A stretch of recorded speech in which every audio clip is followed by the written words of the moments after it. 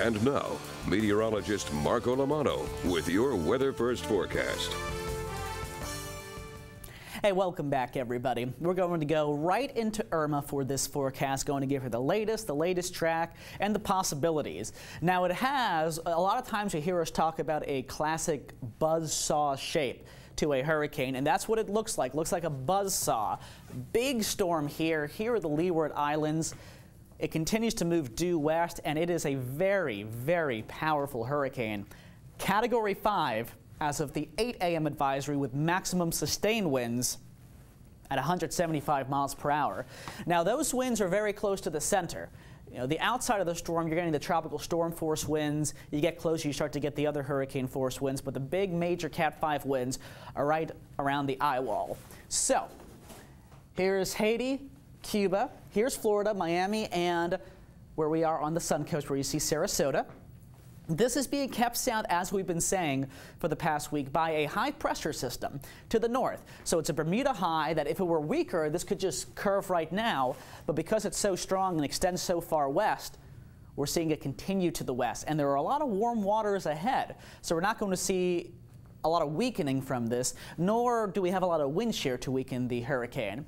Still, it is hard to keep that same kind of energy at 175, so we are looking at the potential for at least winds to not be 175 once it gets further west. Right now, it's moving due west at 14. Again, yellow shows you those tropical storm force winds. Where you see the red circle, that's where the major hurricane force winds are. So it's not that the whole thing is giving major hurricane force winds. It's close to the center. So here we see that west-northwesterly track. This is Friday in the morning, gets a lot closer to Turks and Caicos, San Juan, Cuba, and then we see that west-northwesterly track continuing. Now, is it going to move further west? Goes through Florida, maybe by Miami or the Keys? Is it going to skirt the East Coast?